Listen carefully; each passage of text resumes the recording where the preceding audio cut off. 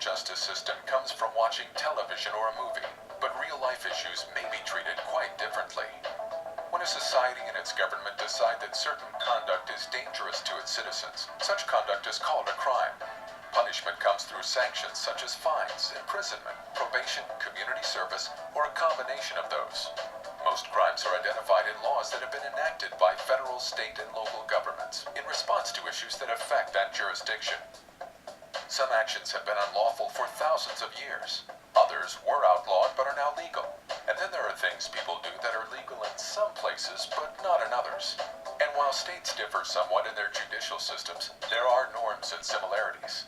And just as citizens are bound by certain laws, those who enforce the law are bound by common procedures and rules, guaranteeing every citizen the rights and protections known as due process. This is the story of the American criminal justice system.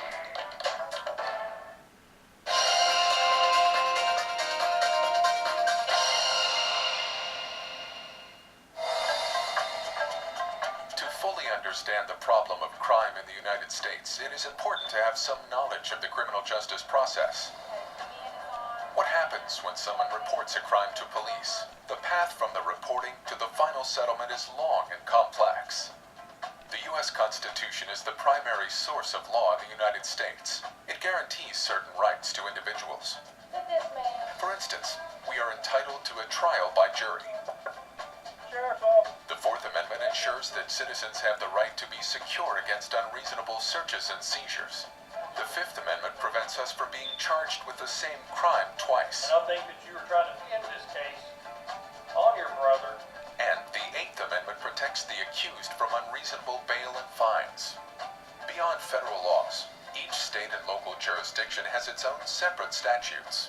We often find ourselves in need of legislation to address some of the ills of modern-day society. All criminal law now in every state, the federal government, is statutory, made by either Congress or state legislatures. And the states are free at any time, and the state legislatures are free to change statutes at any point, repeal them, add new ones. And then, of course, judges, interpret and construe statutory enactments, which is the function of the judiciary. So laws really get shaped in those two ways.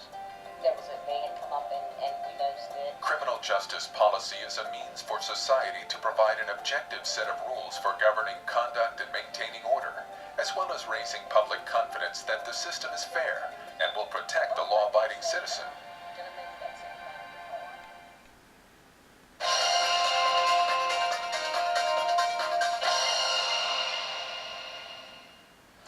Crimes are often divided into three types: infractions, misdemeanors, and felonies. Infractions are the least serious. They are punishable by fines only, and the fines are usually less than $1,000. For instance, traffic tickets or citations for disturbing the peace are considered infractions. Misdemeanors can involve jail time as well as fines. However, jail time is generally less than a year. Common misdemeanors include driving under the influence and simple assault. Felonies are the most serious category of crimes and are punishable by a minimum of a year in jail and can include higher fines. Examples include murder or robbery. Generally speaking, in the law, and all states are different on how you describe crimes and their legal codes, criminal codes. Generally speaking, a first-degree felony is more severe than a second-degree or a third-degree. And normally those crimes usually have longer sentences, potential sentences in a state correctional facility. Another way crimes are categorized is by the nature of the crime, who or what was targeted, and what kind of harm resulted. Crimes may be against a person, against a property, or against society. Crimes against a person are traditionally crimes of violence, some violent physical contact, whether it's a shooting, a stabbing, a sexual assault. We think about crimes against persons as crimes against violence, and usually they're considered a lot more serious. Crimes against property, we think in terms of someone committing a larceny, that is the taking of some sort of property. Can also be a trespassing on property. Embezzlement is a form of the taking of property.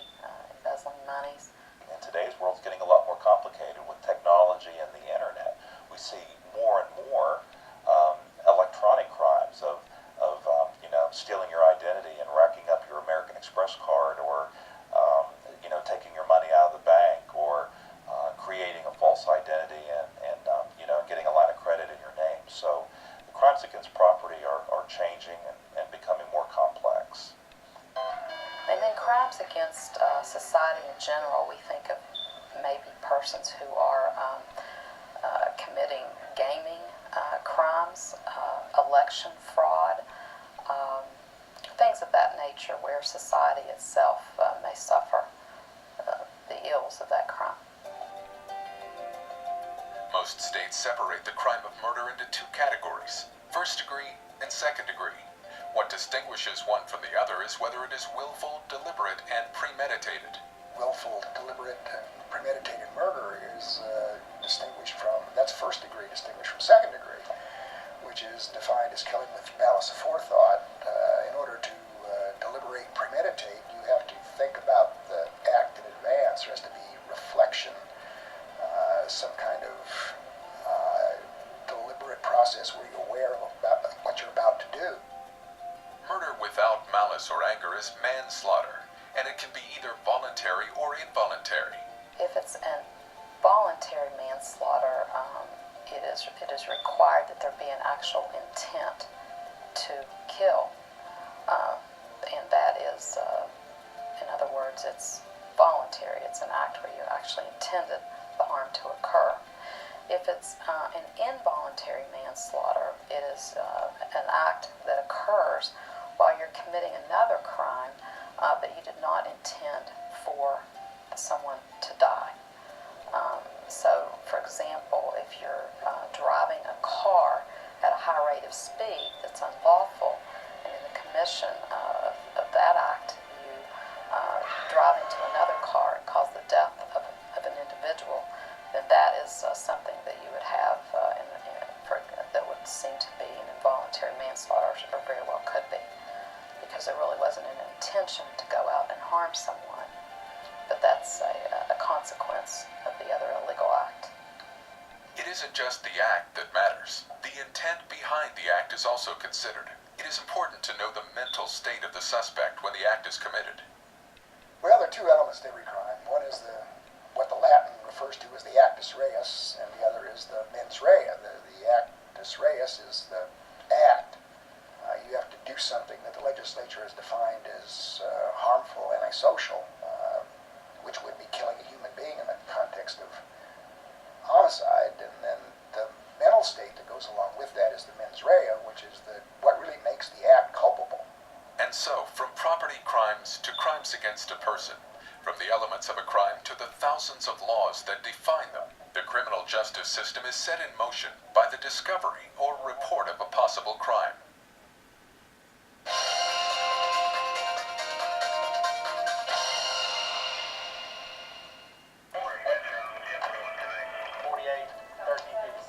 The police are the first line of the criminal justice system. They may learn that a crime has been committed through a 911 call, a security alarm, officers on patrol, or any number of other ways. Once they arrive at the scene, the responding officers will secure the area to prevent anyone from disturbing anything. The investigation usually includes determining whether a crime was actually committed, gathering evidence, and taking statements from victims and eyewitnesses. Initially, everybody is going to be questioned at a crime scene. Investigators want to find out how the witnesses knew the victims or the suspects or anybody else involved. Want to know how well they knew them, what their relationship is. Want to know what they saw as it relates to the incident that occurred. They also will then find out if the person, typically that person was very intimately aware of what was going on or has information that will help solve the crime. They're probably going to question that person more intensely.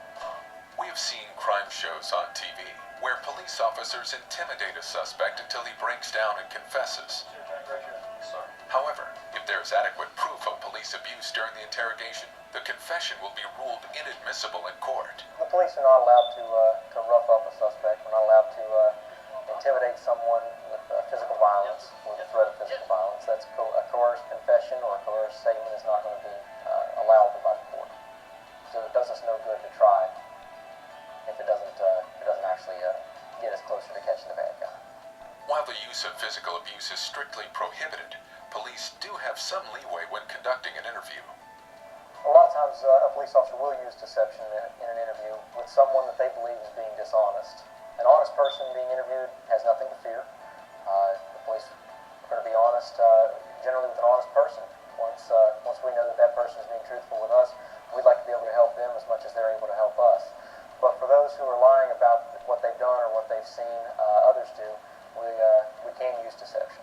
It's often useful when someone, especially a suspect, begins to fear that they have left evidence behind at a scene, or that there were more witnesses than they knew existed, that there was some other clue that would point us toward them.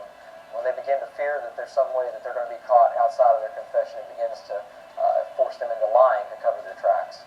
And those lies often are what gets tangled around their feet whenever we use it against them. The police may ask questions to gain information, leads on other suspects, or even a confession. But the suspect doesn't have to answer any questions. Everyone has a constitutional right to silence. The Fifth Amendment of the United States Constitution was written by our founding fathers back in the 1700s at a time when either law enforcement officers or the British military were interrogating suspects abusively. Various means of pressuring or coercing confessions, sometimes with torture. So what the founding fathers did is they wrote into the Fifth Amendment of the Constitution a protection against self-incrimination, the right to remain silent. So, when should a person being questioned talk? And when should they remain silent? Most lawyers say to never talk to the police without an attorney present, even when innocent. Most people have never been questioned by the police and are unfamiliar with the techniques and methods used. Meanwhile, police detectives receive extensive training on how to get confessions from suspects. Police are taught to use various techniques when questioning a suspect to elicit admissions and condemning information.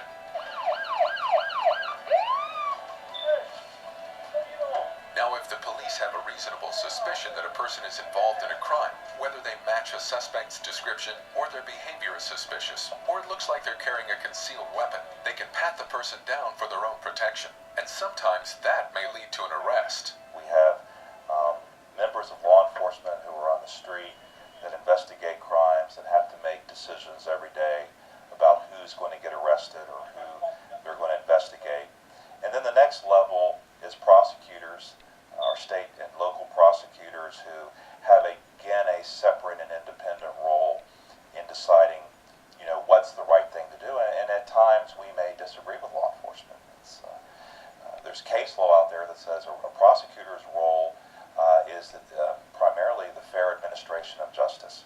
The courts have ruled that evidence found during a routine frisk may be admissible against the suspect if the officer had probable cause to believe the suspect might be carrying a weapon.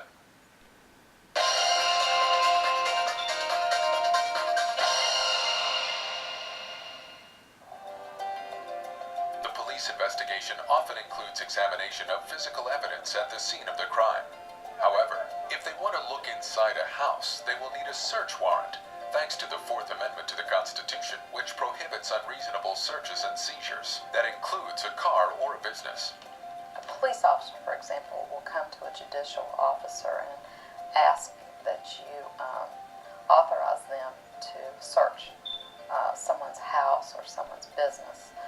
And whenever a judicial officer looks at that request, it is very important to look at, usually it's under the oath of the officer who's seeking it, to look and make sure that they've described a location and that they've provided enough information in there so that you believe that there's actually criminal activity that is going on, such that law enforcement should be allowed to go in and abate or explore that possibility.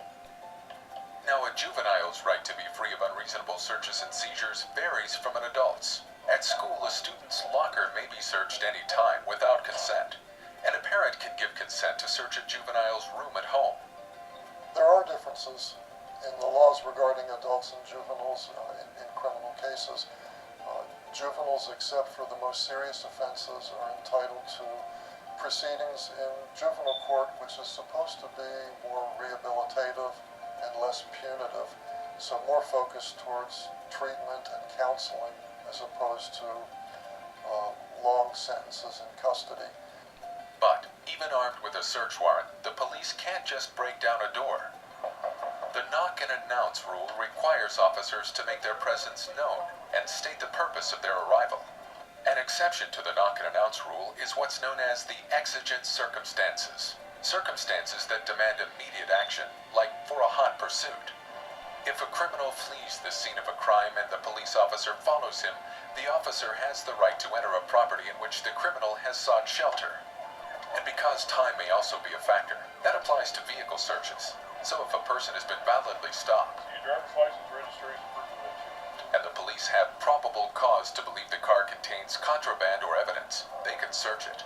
And if the police have probable cause to search the car, all compartments and packages that may contain the evidence or contraband are fair game. Many officers will stop a car for various traffic reasons, and then they'll ask to search every vehicle that they stop. And some people will allow the officers to search, and occasionally it turns up evidence of a crime.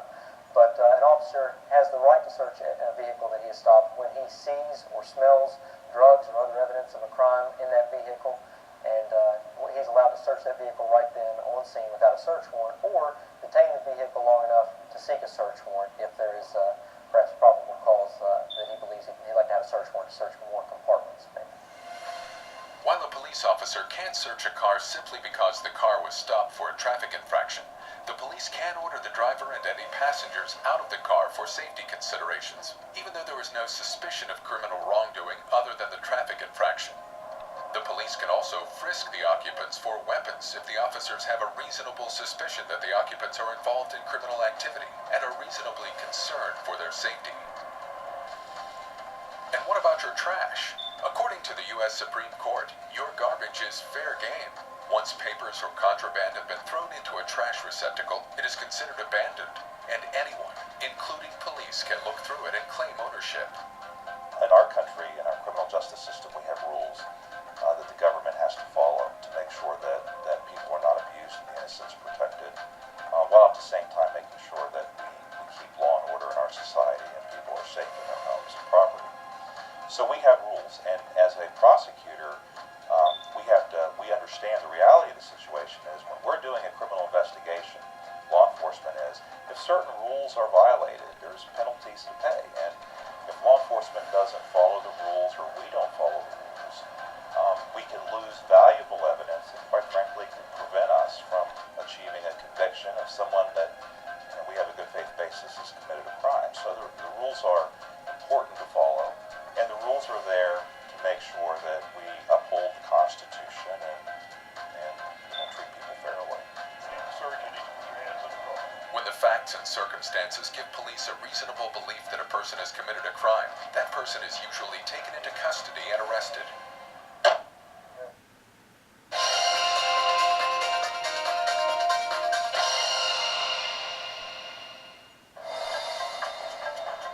Probable cause is what a police officer needs to arrest someone, and it may arise from any number of different facts and circumstances.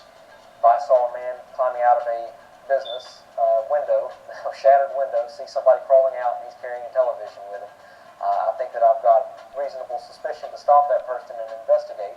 And if they are not the business owner or an employee cleaning up from a mess, if I can't determine that they had a legitimate reason to be there, I have probable cause to arrest them for breaking into the store and stealing items. Without probable cause, police need an arrest warrant, a legal document issued by a judge or magistrate. The warrant typically identifies the crime committed, identifies the individual suspected of committing the crime, specifies the location where the individual may be found, and gives a police officer permission to arrest the person identified in the warrant. An officer would go and get a criminal complaint. If a judge looks at it and says, okay, I believe there's enough evidence here to support this, the judge would sign off of it, issue a warrant, and then the officer could go out and arrest an individual and deprive them of their liberty, put them in cuffs and take them to jail for a period of time until they have a hearing. A warrantless arrest is one of those more special circumstances that if an officer is responding to a call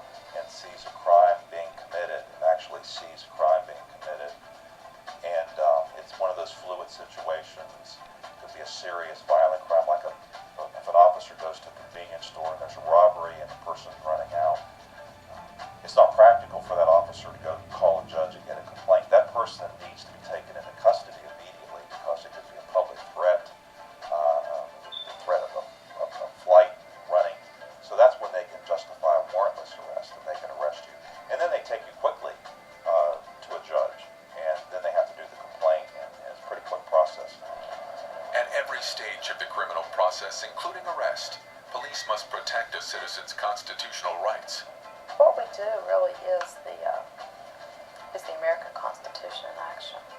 I mean, it's every day. Whether I'm taking a plea of guilty from someone who's negotiated this through their attorney with the state, or whether I am presiding over a trial, it's my job to make certain that the rights that are guaranteed to them have been followed, and that they understand, especially when they're waiving those rights, what those rights are. If these rights are violated, a court may deem the arrest unlawful and order the case dismissed, or certain evidence may be thrown out of the case.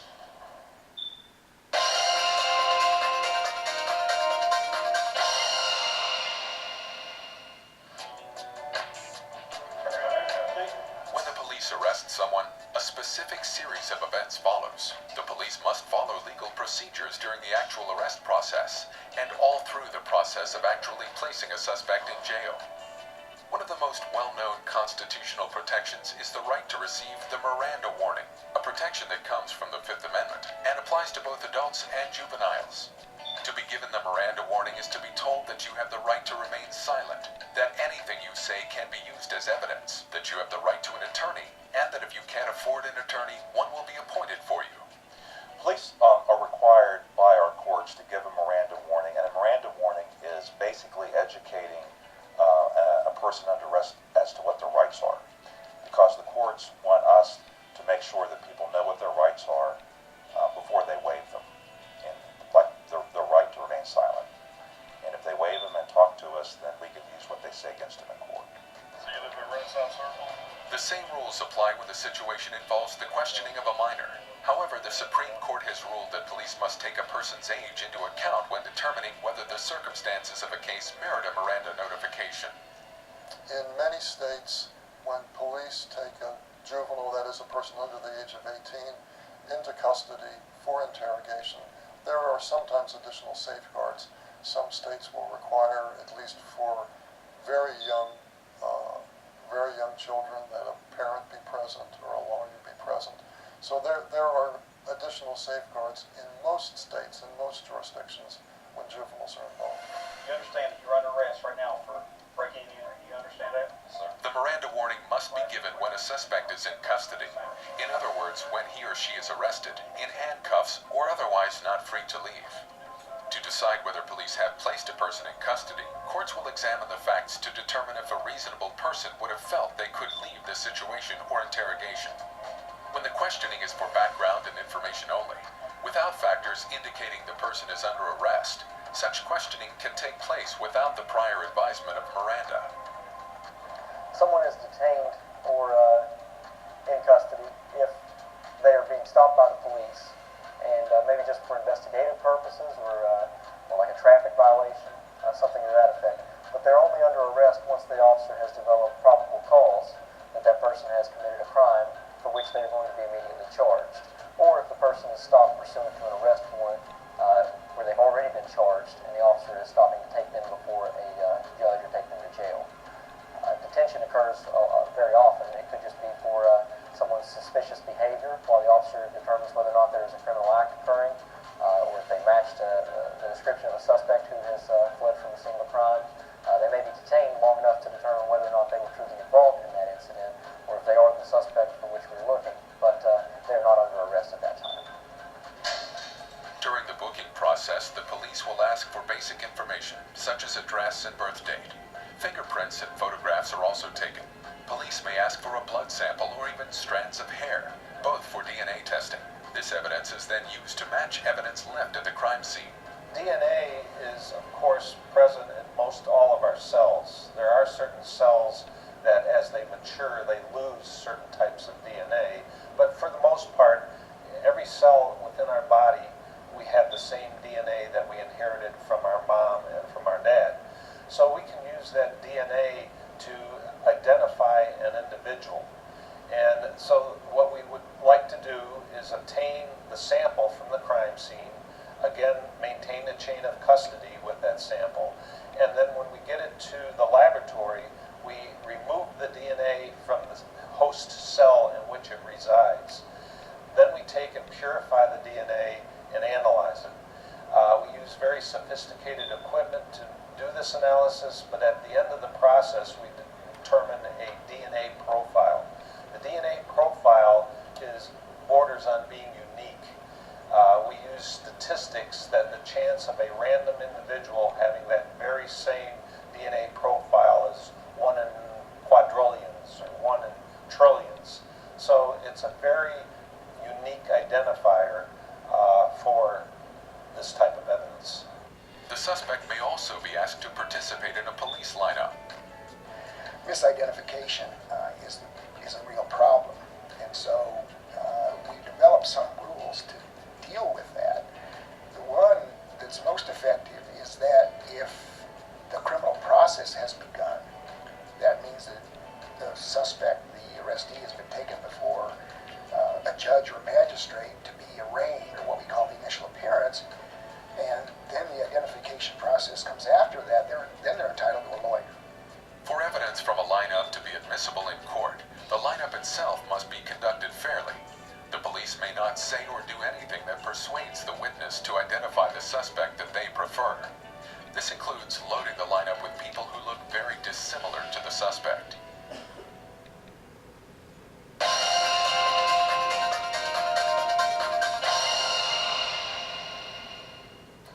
Once the arrest is made, the prosecutor has only a short time to decide what formal charges to bring against the suspect. An arraignment is then held, which is the first phase of a criminal case after arrest. That is where a suspect sees a judge and has read the charges. Legal injunctions like restraining orders are issued at that time, and other applications to the court are made.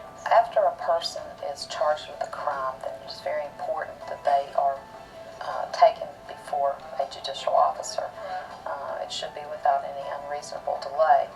And that's very important because oftentimes judicial judges such as myself are asked to consider not allowing a confession to be heard by a jury because law enforcement has had someone in custody after an arrest and have not taken them before a judicial officer who will then read them their rights, advise them of their right to counsel, explain the charges to them, and explain how the procedures will go forward.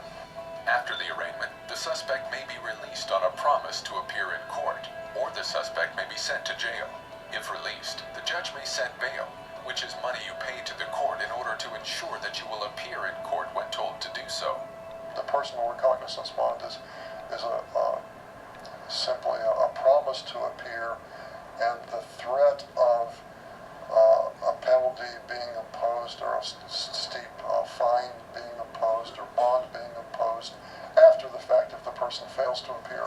So it often hinges on the seriousness of the offense, the likelihood that the person will comply with the conditions of bond, that is, obey the law and appear in court as required.